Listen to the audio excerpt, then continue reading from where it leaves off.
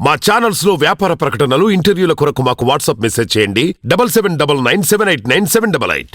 Hi, I'm Ashrita. Please subscribe to Tree Media.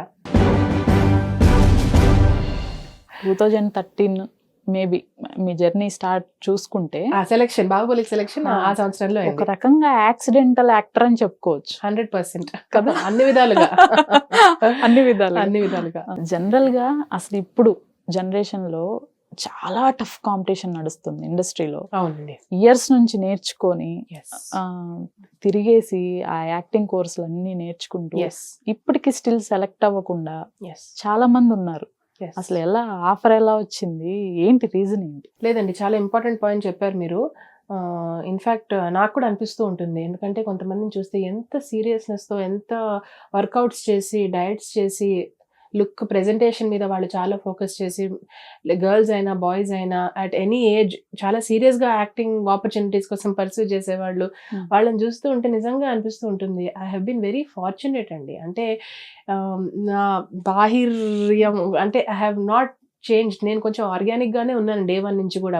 ఇండస్ట్రీకి రాగానే make over అని, ఇంకోటని, top to top మొత్తం అందరూ అంటే మా ఫీల్డ్ అలా ఉందండి. అలా ప్రెషర్లో ఉంటాం మేము. ఎక్కడికి వెళ్ళినా కూడా అది లుక్ అని, అన్ని పర్ఫెక్ట్గా ఉండాలని. ఈ ప్రెషర్కి నేను గురి అవ్వలేదండి. నేను నాలా ఉన్నాను. ఓకే. దీనివల్ల మేబీ కొంచెం కొన్ని ఆపర్చునిటీస్ మిస్ అయ్యానేమో, కానీ లాంగ్ రన్లో నాకు ఇది బాగా కలిసి వచ్చింది. ఎందుకంటే ఓహో షీజ్ న్యాచురల్, షీజ్ ఆర్గానిక్ అంటే మెరిట్, క్రెడిట్ మన వర్క్ చూసే కదండి పిలుస్తారు. ఒక ప్రాజెక్ట్ చూసి ఇంకో ప్రాజెక్ట్కి పిలుస్తారు. అలా 2013 నుంచి 2023 వరకు ఈ 10 ఏళ్లలో ఒకదాన్ని చూసి ఇంకో దానికి ఆటోమేటిక్గా నాకు కాల్ వచ్చింది. ఈ ప్రాసెస్ ని నమ్ముకున్నాను కాబట్టి. సారీ టు డిస్టర్బ్ యూ, చాలా తక్కువ మందిలో విన్నాను నేను జనరల్ గా మెయింటైన్ చేయకుండా ఆర్గానిక్ గా ఉన్నాను అని. కానీ ఇప్పుడు మదర్ రోల్స్ కూడా ఎలా సెలెక్ట్ చేస్తున్నారండి అసలు? చాలా సన్నగా ఉండి ఈవెన్ అలా సెలెక్ట్ చేస్తున్నారు కదా మదర్ రోల్స్ కూడా. అవునండి, పర్ఫెక్షన్ అనేది ఒకటి చాలా హై ప్రెషర్ పాయింట్ అయిపోయింది. ఇక్కడ నాకు కలిసి వచ్చింది ఏంటంటే, మొదటి నుంచి నేను గ్లామరస్ రోల్స్ కి కమిట్ అవ్వలేదు కాబట్టి పర్ఫార్మెన్స్ ఓరియంటెడ్ రోల్సే తీసుకున్నాను. అలాంటివే వస్తున్నాయి ఇప్పటికి. రైట్. సో నాకు కాల్ వచ్చినప్పుడు కూడా పాపం ఆల్మోస్ట్ 6 out of 10 కాల్స్ అనే చెప్పుకోవచ్చు. మ్యామ్ మంచి పర్ఫార్మెన్స్కి స్కోప్ ఉంటుందండి, మంచి పవర్ఫుల్ రోల్ అండి, అలాంటివి కొంచెం ఆ కేటగిరీలో ఎలాగో అలా పడ్డాను. కాబట్టి దీంతో ఏంటంటేనండి కొంచెం లాంగ్ రన్లో సాటిస్ఫాక్షన్ ఉంటుంది. ఓకే, టాలెంట్ని నమ్ముకొని ఇంతవరకు వచ్చాం కదా అని చెప్పి. అండ్ ఇంకొకటి లక్ష్మి గారు, in my opinion I feel plus size అని అంటారు. అంటే మామూలుగా రెగ్యులర్ యావరేజ్ మీడియం సైజ్ కాకుండా ప్లస్ సైజ్ అంటే కొంచెం లావుగా ఉన్నవాళ్ళు ఆర్ ఓవర్ సైజ్డ్గా ఉన్నవాళ్ళు. మీరు వెస్టర్న్ పార్ట్ ఆఫ్ ద వరల్డ్కి వెళ్తే యూఎస్లో, అవుట్ సైడ్ కంట్రీస్లో ప్లస్ సైజ్ మోడలింగ్ అని ఉంది. అంటే కొంచెం హెవీగా ఉన్న వాళ్ళు కూడా దే క్యాన్ డూ మోడలింగ్. వాళ్ళని కూడా మనం యాక్సెప్ట్ చేయొచ్చు. ఈ మధ్య మొన్న నాకు టక్కని అమ్మాయి పేరు గుర్తు రావట్లేదు, షీ బికేమ్ మిస్ వరల్డ్. నాకు she was also again a plus size model. Nepali అమ్మాయి, but born and raised in the US.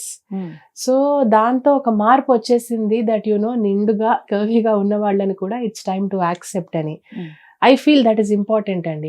ఎందుకంటే భారతదేశంలో అందరూ ఒకేలా ఉండరు కదా. Exactly. We have all kinds of people. So all kinds of people సొసైటీలో ఉన్నప్పుడు తెర మీద చూపించడానికి ఏమిటి అని నేను అడుగుతాను. ఉమెన్స్ కి lot of changes after delivery కానివ్వండి, వీటి గురించి చాలా మందికి తెలియదు కూడా. ఎగ్జాక్ట్లీ. ఇప్పుడు 2 పిల్లలు పుట్టిన తర్వాత నేను ఇప్పుడు మార్పులు అవన్నీ ఇంత డీప్ గా ఆలోచిస్తున్నాను. కానీ అప్పుడు నాకు అనిపించింది, అరే అవును కదా, సో వాట్ ఇఫ్ యూ ఎలా ఉన్నా కూడా మనం ఫస్ట్ కాన్ఫిడెంట్ గా ఉండాలి, హ్యాపీగా ఉండాలి, యాక్సెప్ట్ చేసుకోవాలి, హెల్దీగా ఉండాలి 100%. యాక్చువల్లీ నిజం చెప్పాలంటే నేను బ్రేక్ లో ఉన్నానండి. అసలు ఇప్పుడు ఏమీ చేసుకోవద్దు, ఒక 2-3 ఏళ్ళు నాకేం వద్దబ్బా అని అనుకున్నాను. ప్రాజెక్ట్స్ అన్ని ఇప్పుడే వస్తున్నాయి, అదేంటో మరి. ఏ ఎఫెక్ట్ అంటారు? యాత్ర ఎఫెక్ట్ అంటారా? Good question. ఐ థింక్ యాత్ర effect and also crack effect అండి. లాక్డౌన్ లో రిలీజ్ అయింది మా మూవీ క్రాక్. అప్పట్లో లాక్డౌన్ లో థియేటర్స్ అన్ని అప్పుడు మొత్తం ఆఫ్ చేస్తారు కదా. మధ్యలో 1 month theatres open, crack release అయింది, సూపర్ హిట్ అయింది, మళ్ళీ థియేటర్స్ అన్ని షట్ అయ్యాయి. సో కానీ విపరీతమైన రెస్పాన్స్ అండి. అందులో కొంచెం టక్కని ఒక సీన్ లో నా షేడ్ మారిపోతుంది అనమాట. నేను టర్న్ అరౌండ్ చేసి అది బాగా వర్కౌట్ అయ్యి జనాలకి బాగా గుర్తుండిపోయి ఇప్పటికీ ఎక్కడికి వెళ్ళినా అడుగుతారు, అరే బాగా చేశారండి. మనం ఫస్ట్ మూవీకి వద్దాం. షూర్. కార్తికేయ గారి దగ్గర నుంచి కాల్ వచ్చింది. Yes, what is your exact reaction? నాకు గుర్తుందండి, నేను అక్కడ ఒక ఫ్రెంచ్ ఇన్స్టిట్యూట్ లో ఉన్నాను. ఇలా ఫోన్ పట్టుకొని చేశారా అంటే లేదండి చేయలేదు, ఇలా వస్తారు ఆఫీస్ కి టెస్ట్ లుక్ అంటే ఐ వాజ్ ఎక్సైటెడ్ అండి. I was excitement was my reaction. మీకు ఇంట్రెస్ట్ ఉండిందా? Yes, okay. బికాస్ అప్పటికే నేను ప్యారలల్ గా అనుకోకుండా అప్పుడే టెలివిజన్ యాంకరింగ్ నాకు అవకాశం వచ్చింది టాలీవుడ్ ఛానల్లో. సో అప్పుడప్పుడే షూట్స్ చేస్తూ ఓహో ఇది ఇలా ఉంటుందా అని అర్థం చేసుకునే టైంలో ఓకే, కరెక్ట్ గా ఇటు మూవీ ఆఫర్ కూడా వచ్చింది. ఏదైనా ఆడిషన్ ఇవ్వటం కానీ ఏమన్నా జరిగిందా? డైరెక్ట్ టెస్ట్ లోకి పిలిచారు, అది లుక్ వేసేసారు, ఓకే అన్నారు, షూట్ డేట్స్ చెప్పేశారు. ఎన్ని డేస్ వర్క్ చేశారు? 2013 సెప్టెంబర్ లో 4 రోజులు చేసామండి. ఆ తర్వాత 2016 దాదాపు 6 months పీరియడ్ లో ఒక 15 to 20 days మధ్యలో షూట్ చేసి ఉంటానండి. అంటే 3 ఏళ్ల గ్యాప్ తర్వాత మళ్ళీ మిగతా పోర్షన్ షూట్ చేశాను. ఈ 3 ఏళ్లలో నాకు పెళ్ళయింది. ఓకే. సో నేను అప్పుడు పెళ్లి కుదిరిన తర్వాత almost 3rd or 4th meet లో చెప్పాను మై టు బి హస్బెండ్ కి, ఓ బై ద వే బాహుబలి నా సెలెక్షన్ అయింది, నేను ఒక 4 days చేశాను, మిగతా వాళ్ళు పిలుస్తారేమో అంటే ఆహా. So he was quite surprised అన్నమాట. సూపర్. యాక్ట్ చేయటం అసలు స్టార్టింగ్ జర్నీనే లెజెండరీ డైరెక్టర్. అవునండి, మంచి ప్రొడక్షన్ హౌస్ Yeah. అన్ని అసలు చూడండి ఎలా కలిసి వచ్చాయండి. True. Starting Yeah. ఎక్స్పీరియన్స్ వాళ్ళతో చేయటం కానివ్వండి, అదంతా ఎలా అనిపించింది? అనుష్క గారితో కానివ్వండి, ఎక్కువ మీ ఇద్దరిదే కదండి కాంబినేషన్ సీన్స్. అవునండి, అవును. చాలా వరకు ఆవిడతోనే.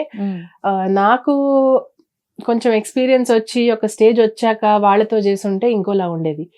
ఏమీ తెలీదు, ప్లేన్ స్లేట్ క్లీన్ పేపర్ మీద చేశాను కాబట్టి ముద్ర పడిపోయింది దట్ ఓహో ఇంత హై స్టాండర్డ్ ఉంటుందా అని.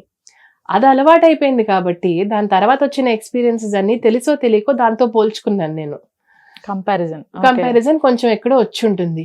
మేబీ అందుకే నేను చూజీగా వెళ్ళానేమో. ఓకే.